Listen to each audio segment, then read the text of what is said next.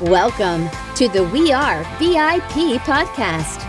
Each week, your host, Casey Hasten, Director of Recruiting at VIP, will bring you valuable insights from thought leaders, introduce you to incredible companies, and bring you tips for landing your dream job from our team of executive recruiters at VIP. And now, Casey Hasten. Welcome to the We Are VIP podcast, a podcast devoted to adding value to your career or candidate search, brought to you by VIP.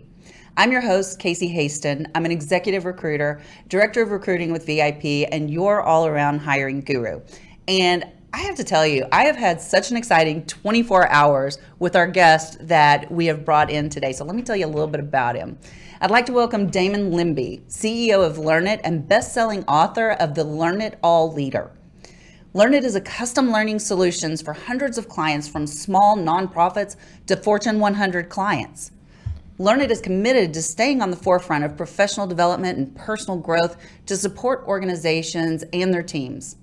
Coming to business from a career in baseball, Damon brings an athlete's perspective on leadership and training to his informal mentoring of executives. He's distilled those hard-won insights into his best-selling book, The Learnit All Leader, Mindset, Traits, and Tools, and we are going to learn a lot today. Thanks for joining us, Damon. Casey, thanks for having me. It's great to be here. You know, it has been such a whirlwind over the last 24 hours, and I have to say, well, first of all, I always ask this question: how did we get connected? We met through Todd. The Todd. Isn't there a movie about that where there was like just the Todd? I think so. Yeah. So Todd Armstrong, who runs Good the pod, guy. Great guy. And he runs the podcast arm for C-Rock, which is Mike Sirocco, who's also been a guest on this show. Fantastic. And he's like the world's best podcast connector. And he's great. He's a great guy. Like I said, every time I talk to him, he's one of those people who always kind of makes you smile and laugh. And I'm going to meet up with him tonight as part of my whirlwind trip here to North Dallas. I'm so jealous. I'm going to miss hanging out with you guys. We had a good time last night. It was so good. So I do want to give a shout out to 12 Cuts Brazilian Steakhouse. Alda and JJ, they always put on such a great meal. The service is always amazing. We hosted our Success North Dallas Young Executives there last night, as we do every month. And then Damon and I went and had like the full dinner experience afterwards. And man, so much meat. I think the key word there was full. Full. Yeah. And then I told you before too, you picked the restaurant. Yeah. I'm a huge Brazilian steakhouse fan, and I actually just went to a steakhouse back home for Father's Day, and this one beat it. So I'll have to tell worth Alda. coming back to. Yeah. So you say coming back to. So where are you from? I'm from Sausalito, California, out by San Francisco, the first exit over the bridge. Gotcha. When we first met and we did our pre-interview podcast conversation, and I was just like, we can do this virtually, and you're like, no. And I'm like, you're going to come in person? And you're like, yeah. And I'm like, that's amazing. We're going to have fun. And I think we have had fun.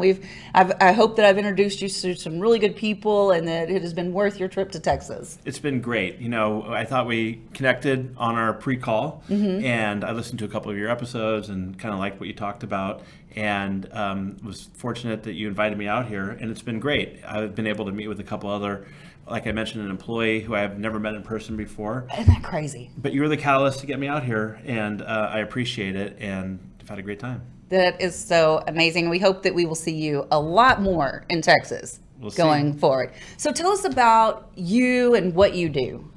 So Damon Lembi, I grew up in the San Francisco Bay Area in a town called Burlingame. I was the oldest of 4 kids and great parents. And sports was a big factor in our life. We played baseball during baseball season, football, soccer, whatever. Around my sophomore year in high school, I realized that my best chance to play college sports was in baseball. And so I really put a lot of my focus into that. And I was fortunate to be drafted by the Atlanta Braves out of high school, which is pretty huge. Cool. And that was really my first big decision I had to make. Do I want to go to minor leagues or college? Went to college, Pepperdine, fast forward, got hurt, left, went to Arizona State, played there for a while, played in the College World Series, thought I was going to continue on with my baseball career. And like a lot of athletes, at the end of my baseball career, college at Arizona State University, I didn't get drafted again. And so here I was. My identity, my whole life was a baseball player. And at 22, my baseball career was over with, and I had to move the next step in my career. So tell us about that next step. What did that look like? So I wasn't really sure what I was capable of doing. I always played sports, and traveled around the world playing baseball. And I wasn't quite positive that my skills were transferable. Mm-hmm. And I was really fortunate to come from a family that we were one of the largest real estate companies in San Francisco, and we had a bunch of different businesses.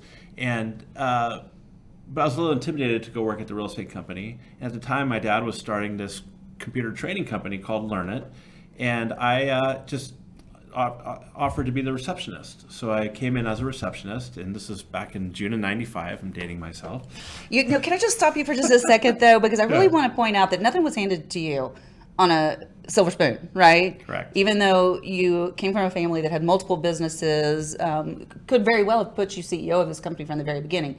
That's not how your dad chose to raise you. Absolutely not. Okay, so sorry I interrupted. So you were the receptionist. No, and that's really what I wanted to do, because I wanted to come in and prove to people that I belonged. I didn't want to just say, hey, like you said, you're the Walter's son, put you at the CEO level. I wanted to roll up my sleeves and do the work. Yep. And I would say I still probably answered more phone calls than anybody else, ever at Learnit over those couple of years. And I taught classes, I did sales, I helped out with IT, and I wanted to prove, we were a small team back then, we had about 15 employees. I wanted to prove that I belonged, and it was a great learning experience. And about 7 years into it, the CEO we had wasn't working out, and they were looking for somebody else. And I kind of threw my hat in the ring and said, hey, I've done this, this, and that, and I love Learnit, and give me a shot. And so they did. And here we are 28 years later. Learnit's a corporate training company, and we do a lot of live instructor-led training, and it's amazing. We've helped upskill close to 2 million people over those 28 years. Man, that has got to feel good to say that you've impacted that many people. I'm on a mission. I don't know if I told you this or not. With what I'm doing, I'm on a mission and my business partner and I were talking, and she accidentally said, we're going to impact 1 billion people. I'm like, 1 billion people? That's a lot. And she goes, okay, I'm at 1 million. I'm like, oh, nope, you've already said 1 billion. We're going for the B. 1 billion is a lot. I have faith. Yeah, you could do it. Absolutely. You keep going with your podcast and your journal and everything you're doing, keep getting your content out there. That's all I want to do, is just have an impact on the world in a good way. So anyway, but let's go back to Learnit, because I think it's so fascinating that you have built a career around education. So, but you don't just do like the skill training, but I know you do that, and I want to talk about that, but let's talk about what you do on the leadership side. So, right. So Learnit, I would say that customers turn to us. I like to look at it from how we help our customers. Okay. And so customers turn to us when they're looking to onboard new managers, or they're really trying to build a culture of learning and, get out of the status quo and keep growing and learning. So we do a lot of leadership and management training. We do we do project management, and we also do the hard skills side of things, like Microsoft Office, how to use Excel and Power BI. And so across the board, those basically are the courses that we do. So, and when you talk about the leadership skills, you're talking about those. Are you doing it from a mentoring or a coaching? What's the tactics that you take with that? Well, pre-pandemic, I would say it was about 75-80% in person, where we either to come into our location or we'd go out to the client site and we do small group training, up to about 15 people. And when the pandemic happened, like everybody else, we had to pivot and we went all virtual. And I would say now it's about 80% virtual and 20% back in person. And it's typically either people from a bunch of different companies, or we work with a lot of our customers where we tailor and personalize the content to fit their specific needs or the goals that they're looking to accomplish. Okay. And just to kind of put it into like real life, we just had a conversation with a company who I won't name the company just out of respect because they may not want this known yet, but the CEO's looking to transition, and they're training a new person to come in to be the next CEO. There's succession planning, doing a 2-year period. And man, when we were talking about this, I saw your eyes light up. You're like, we can help. So what kind of program would you create for them? That's a great question. we do a lot of work, especially from individual contributors who are being first-time managers. And going from a senior leader to or a middle manager to a senior leader. And what we would do is, well, for this individual, we'd probably set them up with a coach, more on a one-on-one situation. But we also have a cohort that goes through like the key skills that leaders need in today's day and age. Everything from, how to set a vision, how to go over, be clear on what your purpose is, how to give feedback, how to run teams, things like that. I may need your course. Well, we already talked about this. You can have whatever you want. I love that. Yeah. And I love that you are just, it seems like this is the culture of your company. Like, yes, your company, you need to make money in order so that you can continue to employ people. Right. But I feel this sense of being a go-giver first when you lead that company. So it's funny. You could ask Evans on my sales team. She doesn't like bringing me on customer calls because I like to give it away, And I think that's just because I'm really passionate about what we do, which I think is important for everybody to find in your career, something that you're passionate about. Yes. That you get up in the morning and you want to. You have to go forward to work, and if you don't, then you should really look at what's going on and potentially find something else to do. But getting back to what we were saying is like, I'm really proud of what we have at Learnit, and it really excites me to see the impact we've made on people's lives. And yeah, obviously we have to make money to be able to stay in business and everything and continue to develop our content. But I love seeing people go through our trainings and have it impact them and help them achieve the goals they want to achieve. I think that's so important. And you said something that I think is key. You need to be passionate about what you're doing. And I tell people all the time, I never work a day in my life because I love what I do. I will work till midnight, but I'm having fun. I would so much rather do my creative processes and work in my business than go out and have a nice dinner. Certainly not go to a club. I'm so past clubbing days.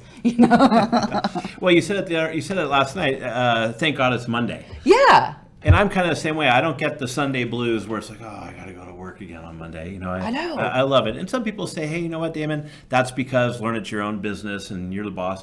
But I don't believe that's true. I know a lot of individuals who are passionate and believe in what they're doing and who are just individual contributors. Yeah.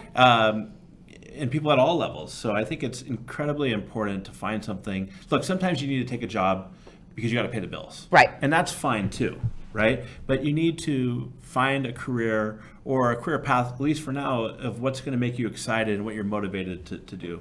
Absolutely. I'm actually working with one of my mentees on that very issue. He was laid off. He wanted to do a pivot, a pretty drastic, we'll say a 50% drastic pivot away from what he had been doing before.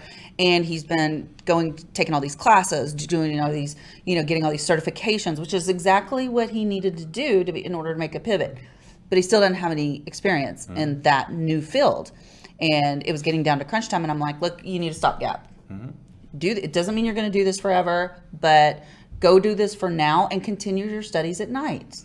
And eventually, and do some internships where you can have some flexible hours so you get that experience.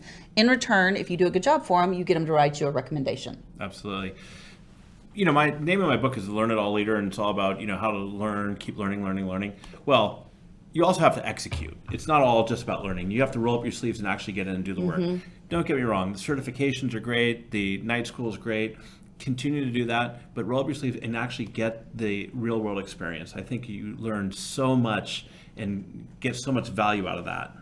I agree wholeheartedly, and I'm probably the world's worst, and I know we've kind of talked about this because I want to learn. Right. But at some point, it's important to implement what you've learned so that it really sticks. Yeah, stickability. Right.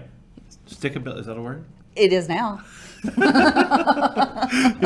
Stickability. I'm going to use that next time. Hey, I don't think that's original Let me to roll me. off this training plan for your team, and it has a lot of stickability. There you go. Yeah, that You're could welcome. be worth the price of the trip out here. Be a great little, but it's not mine. It's not original. I promise. I'm sure I picked it up somewhere. So, what are some of the common obstacles that you see, or challenges that professionals that are trying to learn a new skill face, and how do you help them overcome that? That's a great question, and I think it's important to realize that learning is hard. It's not easy. It takes effort. And you can't come and just take one class or read one book and all of a sudden, you're a phenomenal leader or you're a fantastic investor. It's a continuous, consistent process. And so you got to put in the effort and do the learning. And so that's one of the big obstacles we see is that you come in, you take a class, and then maybe you have the forgetful curve where you forget what you're learning. But if you come in, you take a class, you read a book or whatever it is you're doing, and you start actually applying what you learned, and you continue, listening to podcasts or reading books and getting the real world experience, getting a coach, mentor for everybody out there listening, that's a phenomenal way to go. Oh my gosh. Right? Yes, absolutely. So that's the obstacle. The obstacle is, I want to learn, but, I don't have the stickability or whatever it is we said, right? Yes. And so learning is not easy, but if you put your mind to it, you can get it done. Well, and I think what I'm hearing you say there is, don't just take one class and give up. You've got to keep going, and stickability, but also just keeping. I give myself grace to fail all the time, and I will do some outrageous things because I'm okay if it doesn't work out. But you've got to keep going. I love to use my journal as an example. There are so many times along the way that I had so many setbacks that I could have easily quit and nobody would have blamed me. I think that you learn a lot from mistakes. Yeah. And failure. And that's one of the things I learned from sports. In baseball, if you fail 7 out of 10 times, you're a millionaire, right? But you can learn you can learn things from failure. Yeah. And it's just really important to not be so hard on yourself anyways, right? And it's like, hey, don't take yourself too seriously. If things don't go right, learn from what you did and keep moving forward. I love the phrase, give yourself grace. And I think when you give yourself grace, give yourself permission to fail, it's going to change your whole perspective about what tasks you take on in the future. I also look at it from, it's okay to be vulnerable. When I talk about the Learnit All Leader, one of the key traits is being humble, and being curious, and that's two of the 5. But it's okay to say, I don't know the answer to this question, and It's okay as a leader too. For those of you who manage a team, it's okay to say, hey, you know what? I messed up. This didn't work out. Yeah. And say, or I don't have all the answers. I think great leaders surround themselves with A players surround themselves with A players. Right. And it's okay to say, I don't have all the answers to this, get a diverse group of opinions, come in, talk things through, try things. If it fails, keep moving forward. None of us have all the answers. Exactly. And I think too, going back to that leadership example, not only do you not only have the answers, you're going to mess up, but don't try to hide it. Totally. That will lose respect with your team faster than anything. And certainly don't blame it on somebody else. No. Another thing that I learned that I talk about quite a bit is if you're managing a team, and I learned this, I've had some great baseball coaches and I've learned a lot, but I've also had some pretty bad ones. And one of the key things that reminds me of a baseball coach I had, a pretty well-known baseball coach that I'm not going to mention him by name, is that when things went well, when we were on a winning streak, it was all about him. It was about the decisions he's made, the pitchers he put in, the lineup. But when things didn't go well, it was us. He never took any accountability. Yes. And as a leader, what I really like to do is when you have successes, give those wins to your team. Celebrate that. Give them the credit for everything. And if things don't work out, as a leader, take the accountability. Yes. Take ownership of that. Support your team, but take ownership that, hey, this didn't go well. This was my mistake. And I think that's very important because there is nothing more deflating than working your tail off for someone. And that someone steals the credit. Yeah, they're like, look what I did. Totally. It's all me. And nothing to do with all these people helping me and supporting me. You think they're going to do that again? For sure. No. But you know what happens when you do, even if it was your idea and something comes out and you release a product and you give them the credit for it, they're going to want to find more ways to get creative and solve more problems and do more things because they're motivated from the gratitude that they received. Yeah. I love gratitude. I know. So what are some of the key skills that every working professional should have in their toolkit, especially with today's rapidly developing climates? Well, one, and this isn't from our courses that we do at Learnit. But one key skill I really recommend out is to get yourself familiar with AI, with ChatGPT. I read a study the other day which blows my mind that 42% of Americans, adults, have never even used ChatGPT. And that was just a couple months ago that this study came out. Can you believe that? So that's one, and there's easy ways you can go on the internet and get classes or learn ChatGPT. But really, along the lines of what we do, I think some of the key skills these days are, being adaptable, learning how to be creative as well. And a big one is learning agility, just understanding and understanding how to learn. Because with the rapid change of our world, especially with the technology and everything, the skills lifespan used to be about 5 years. Now they're less than a year. Yeah. So that's why, which is great for us, we have all these CEOs and people coming to us saying, like, how do we create a culture of learning? How do we continue the ongoing learning? Because things rise and change so quickly that it's important to know how to learn and being open-minded to learn. I love that. And I just had an idea pop in my head. You know how that works with me. They just we'll talk about it after the show. So I want to tell you just a quick story about ChatGPT, if you don't mind. Yeah. So I use ChatGPT, and it has saved my bacon on several occasions because, I host, run the Success North Dallas, and we have to have like the bullet points and the bios and the headshots and all that for our speakers. We have to have that announcement out by the 1st of the month. Well, the last 2 months, I haven't gotten that information from my speakers in a timely fashion. And so I went to chat, and these are very famous speakers, so all their keynotes are out there for the AI to scour. And I said, write me a bio for so-and-so on his keynote speech in the tone of Success North Dallas. I even said that. And it did it. And I was like, okay, give me bullet points. It's crazy. And you know what? Both times the bullet points that it gave me, both the speakers said they're better than their own. Yeah.